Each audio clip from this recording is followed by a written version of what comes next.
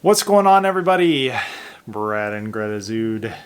Hello. Parenting with the Zudes podcast. Welcome, everyone. So we had kind of a crazy week. As a lot of you know, in case you didn't catch it, we did a podcast about the Rachel Hollis divorce. The bombshell debacle. Rachel and Dave Hollis. You know, the girl wash your face author. #1 best-selling Christian author for a couple years now. Girl Stop Apologizing. Mm-hmm. And it was interesting because I saw the news and I was like, you know, that's kind of interesting. I think our audience will like that, and I'm kind of intrigued about it. So I literally just kind of came downstairs and I was jotting a couple notes about it and turned on the mic and just went and did it. And you know, we get currently right now, I don't know, about 100 or so listens to each podcast, 100 downloads. And never in a million years did I imagine that when I posted that, it would just erupt in popularity and viewership. See, so you should go back and listen to it. It's very good, in my opinion, in my humble opinion. I did a great job. But especially if you're watching this on YouTube, and I'll link to this at the end of the YouTube video. But it currently has over 14,000 views. Oh, it's grown since Yeah. I didn't know that. Yeah. So like our #1 most listened to YouTube video had 1,100 views before that. So this was literally the 14x'd our last one. She's quite popular. Like, she's got an incredible following. So millions. Anything with her name on it is going to, yeah. Well, and so what happened was is that I ended up getting on the front page of Google for Rachel Hollis. And so like the traffic to this video just went whoosh.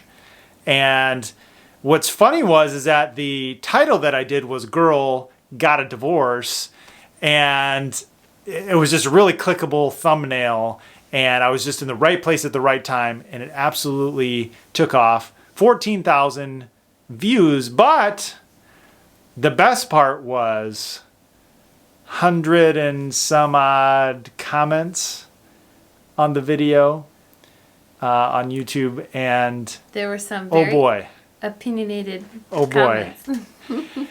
You know, here's what's interesting. So let's address the collective comment from all the haters that we got. Haters of who? Well, haters of us making the video, apparently. You're either a hater one way or the other. Apparently, backers of Rachel, haters of the video that I made. And here's what a lot of the comments said. They said, "Oh, you're so judgmental. You're so judgmental." And then I got called some other mean, nasty words by some people. And it's really interesting that like people thought that I was judging Rachel Hollis because she was getting a divorce. And what's interesting about like, "Oh, you're judging me," or "quit judging her," or "you're judging me," or whenever people do that or use that, it's like if I were to judge her, then I would have to be judging her against some type of standard, right? There has to be some type of measuring block. So if you call someone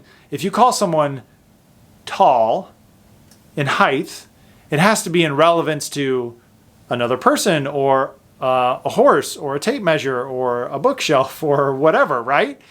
And so in order to be judgmental or judge someone, you have to hold them against a standard. Well, what I did, and my intentions was to hold her against the standard that she claimed.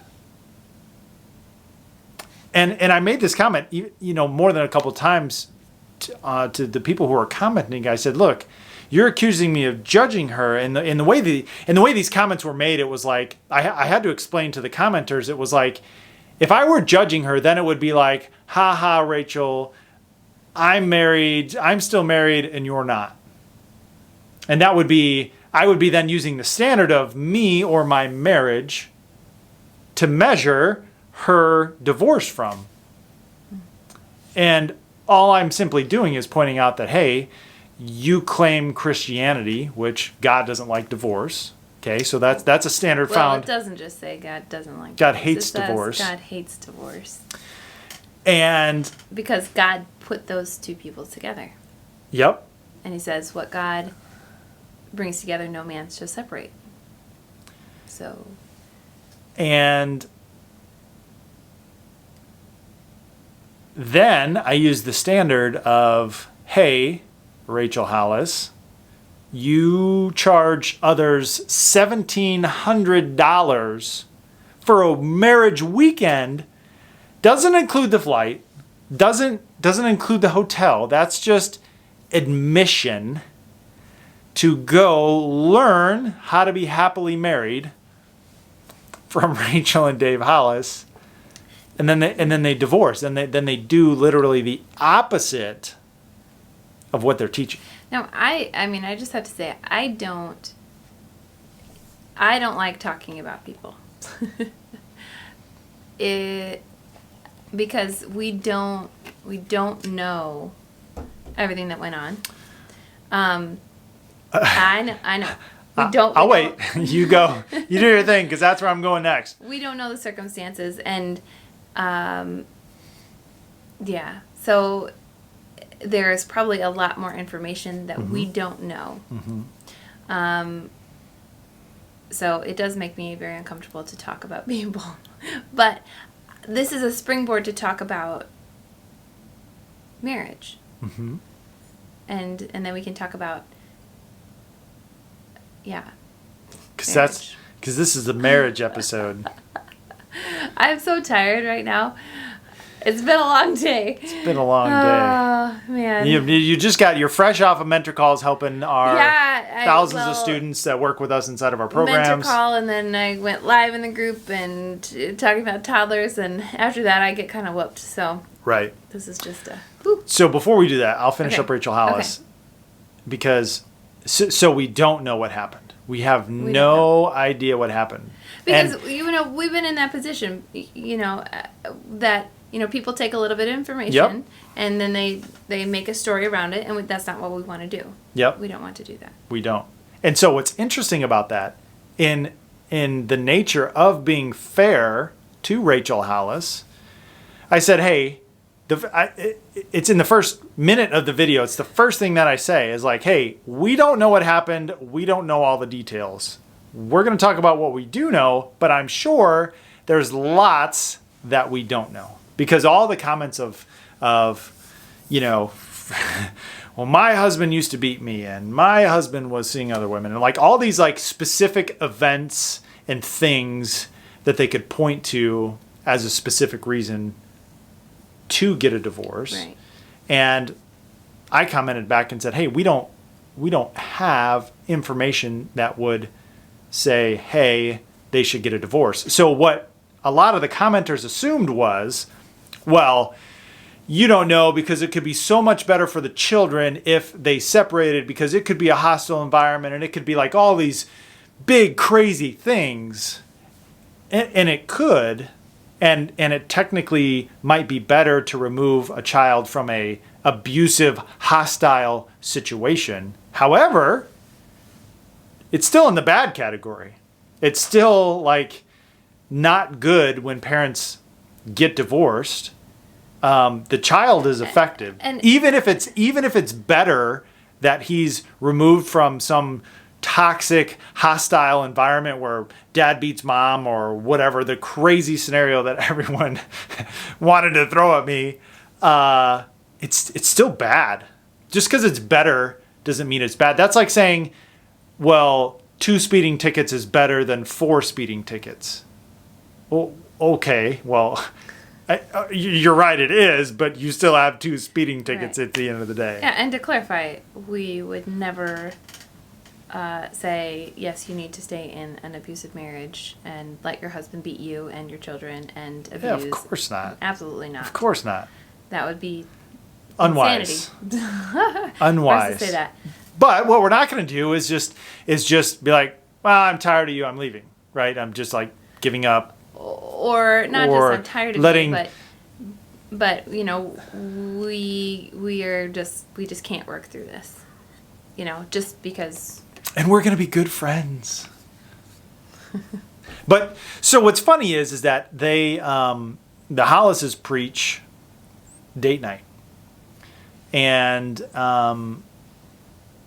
they preach a lot of good stuff. I mean, like if you actually just, as far as like the marriage advice and things that I've seen, it's good stuff, you know, like consider others and go on date nights and have great sex. And I don't know, they had this like 13-minute video. It was actually like a decent video. They're like, oh, know your personality type, or the like Enneagram. The Enneagram test. It's kind of like a personality test or whatever. I meant to tell you, we need to do that. Okay. But like you figure out you're I don't know if that's the one where it's like you're a lion and you're a crow and I don't know. But you learn your personality types and you're supposed to learn to work together. Huh. You know what's funny about that though? I kind of think differently about that. Like, if you are concerned about your personality, then you are concerned about you. And I think your effort is better placed in, I need to figure out my husband. And then my focus is you. It's on other instead of self. Sure. Because when our focus is on self, then it's about pleasing ourselves and what's best for self. Sure. And when we think about self too much, we get discontent. And but when I think about other, I'm not being discontent. Right. Yeah, that makes sense. Yeah, no, you're supposed to do the test and then talk about it with your spouse. But yeah, so one of the things I said in the video is that, you know, she seemed to be so self-improvement with a self-focus. Mm-hmm. And, you know, and you can improve yourself. Like if I want to become a better husband, I can do a self-improvement activity, read a book, do whatever, to improve myself to be a better husband to my wife, not so much have a self-focused attitude mm-hmm. about the things or, you know, what I do want. One of the funny things about marriage, there's lots of funny things in marriage, like 8 children. That's funny. We just had baby number 8. If this is your first time and you're watching this on YouTube, thank you so much. Hit the like button, hit the subscribe button. If you're on, iTunes, a 5-star review would be fabulous. But we have 8 children. Okay, Greta and I, we're #1 best-selling baby sleep authors. We have 8 children of our own, and that's why I'm yawning. That's what's funny. That's what's funny in marriage. So one of the best things that we've done for our marriage, there's lots of good things that we've done for marriage, is not do gifts on holidays. I think that's one of the better things that we've done for our marriage. And that means, Mother's Day, Father's Day. We don't really do anniversaries. Some people can, or Valentine's Day, and some people mm-hmm. might be offended by that. But mm-hmm. it's been great. There has been so much pressure off of us to perform at those times, mm-hmm. and there's no expectation, and when there's no expectation, there's no disappointment. And for those of you just cringing at that, like there's so many opportunities to serve your spouse and consider others better than yourself, even with gift giving. And this is going to seem like a silly example, but like the reason we have our favorite donuts over here that you like literally, like for those of you on the YouTube video here, Hertz Donuts, get it, Hertz Donuts, is because, you know what? I went to Hertz Donuts because I thought, you know what? Greta would probably like it if I got her a Hertz donut. And we went and we did that. And I did. And she liked it. And how about that? No pressure. It's a normal Thursday afternoon. It's not even that like Juneteenth thing going on or whatever. And the surprises are better than, okay, this day is coming up and, you have to perform to a certain level. And then if you don't perform to that certain level, then I'm offended that you didn't think of me enough or didn't put enough effort in. And so when you just do these little things, or you plan a date night and I don't have to call a babysitter, and those little things are like, huh, wow, that's great. That really makes me feel loved. I would say one of the things that I think you and I are really good at most of the time, and that's a life skill that you should work on and think about, is your emotional intelligence. So being able to separate your thoughts and your feelings. So many people run at the opportunity because someone offended them, and they like are so excited because they got offended to just unleash and do all these sorts of things and just show up to every single fight that they're invited to. It's just like, as long as they wrong me, man, I'm coming back for vengeance. And there are a lot of days where I'll come home grumpy, or she'll be grumpy, or whatever. And Never grumpy. What? And we've been good at not taking those things personally, even if it's I take a shot at you or you take a shot at me or something like that, which happens occasionally. We don't have to get into that. We don't have to go there. We don't have to get down in the mud. I think you're much better at that than I am. But you know what? That has been a really good example for me. And I'm pretty, I am a woman. I have emotions. And you, with your self-control of emotion, you've really taught me to have more self-control. And I'm really thankful how patient you are with me when I am in those positions. Like, you're just, okay. And you realize, like, this is just, we're just emotional right now, and we'll come back down in a minute. And you know what? When you don't engage. Yeah, fuel the fire. Yeah, in that. And then, I have to deal with what I've done after the fact.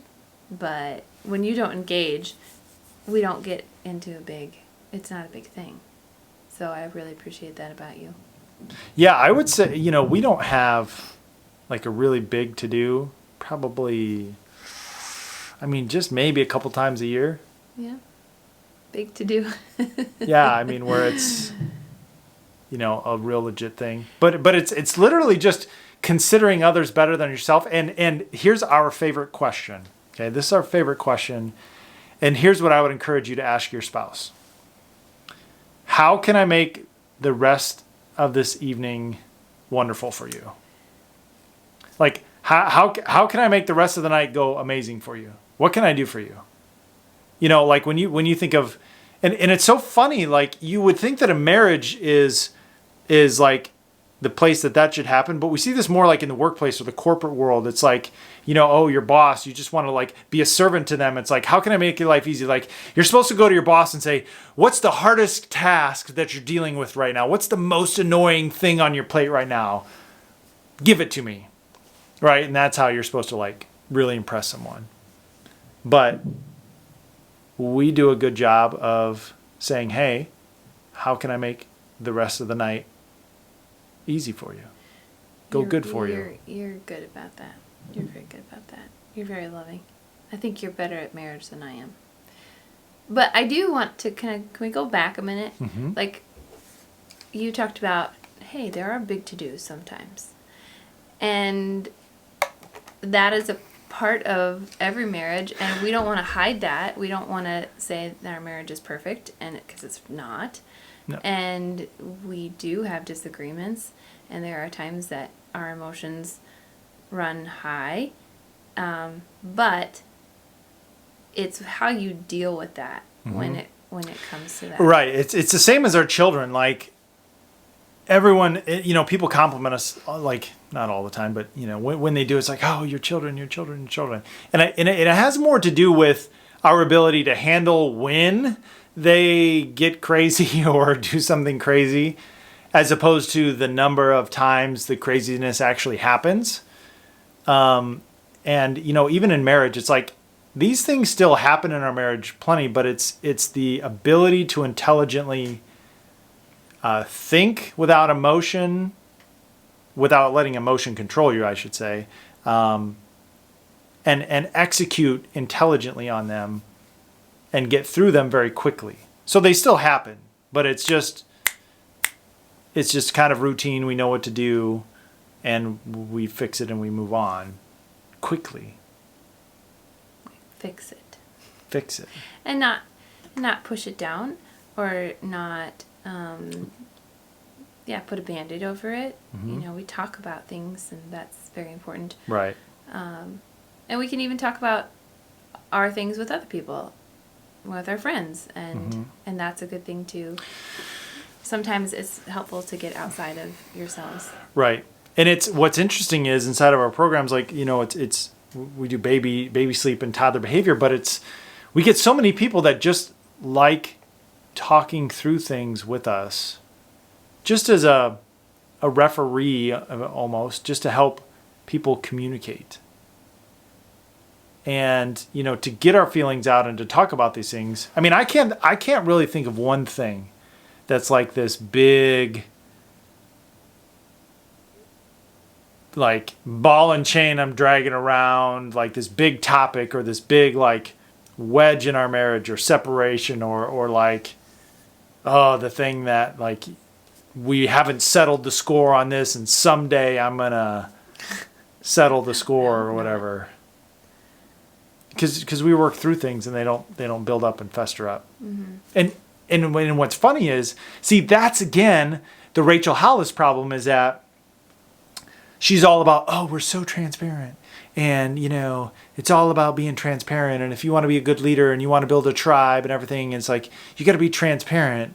Which obviously we're being transparent right now. I'm not saying that's a bad thing, but then they're not transparent about all these problems that they're having, and then all of a sudden, hey guys, it's Tuesday morning, we're getting a divorce, and go from there. And it's funny, what's even funnier about that situation, and again, I'm not judging her, I'm just simply showing the standard of one thing to another, okay? You have to listen intelligently to what I'm saying. So she speaks at a lot of conventions, like she spoke at like the Beachbody Network Marketing Company convention and like Arbonne, or I don't know, whatever. Mm-hmm. And so she was talking about the use of social media, and she's like, do you ever know those people where the husband wakes up and will take a picture of his wife and put it on Instagram and be like, my queen? And then the wife will wake up and take a picture of her husband and put it on Instagram and be like, my king has awoken. And then like all of a sudden next week they get a divorce. Like they portray this perfect. And I'm like, that's exactly what you did.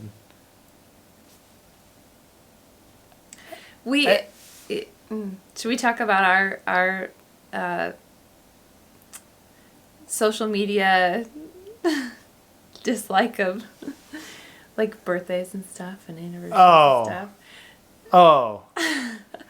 So we have this thing where I don't ever post on Brad's Facebook. This is me exercising self-control. How much? Just so you know. I love him, and I'm so thankful for you. And we don't do that on birthdays and anniversaries for each other. To the sweetest, most kindest, most wonderful, my best friend. And it's not that we don't tell each other. I love you every day, but today I love you especially more. Because you're 37. I mean, we like to keep those things between us. Oof. And not with the world. Those things floor me. Now, I don't know. And I know people, I love people who do, there are people that I love that do that. And I really love them. And I think they're great. But I don't see the point in doing that when I can just tell you when it's your birthday. Now, I love you. Now, to be fair, there are things that I would do that would, I don't know, because the concept is really like posting one thing, but it really means another thing, mm-hmm. right? And I think it's like this. It's like this undertone of like, so like if I'm doing something really cool or really fun or something that makes me feel good as a person, chances are I'll take a picture of it, post it on Instagram, and I'll put a caption like, fishing with the boys or something. But it's really like, oh, we're in a expensive boat on a private lake and we're doing all these lifestyle, the rich and famous things, and that's really what it's about. I want people to know how cool I am, not just like, so it's got this like ulterior motive. And so I'm probably guilty of that, just in a different regard. But the regard that we're talking about of pumping our spouse, gets me every time. Yeah. But I can just tell you that I love you. Yeah, I can. And yep. I can encourage you. You know what's better than posting about it on Facebook? Telling me in person. Yeah, I agree. I don't know, maybe that's encouraging for some people, like, oh wow, look, they told the world how much they love me. But I'm not sure that's the motive all the time. I think if Gary Chapman was going to write an updated version of the 5 Love Language book, I'm pretty sure it would be like physical touch, gifts, and posting about your spouse on social media for others to see. Like that would totally make the top 5 of your love language. Yeah, probably. I don't know. New age stuff. Speaking of love language, I need to get this young, darling, beautiful lady to bed. We got donuts to finish. We need to get to bed. If you are listening again on this podcast, thank you so much. 5-star review would be fabulous. And click the, if you're watching this on YouTube, click the Rachel Hollis video right here and watch that video in its entirety, and comment below. You be the judge on if I was judging her or not. Do you want to put that out there, like, for people to comment? Hey, 140 some odd comments. I'm fine with a couple more. You are so a glutton for punishment here. All right. Just tell us if we're judgy. Just tell us. All right. We'll see you on the next one, guys. Bye. Bye.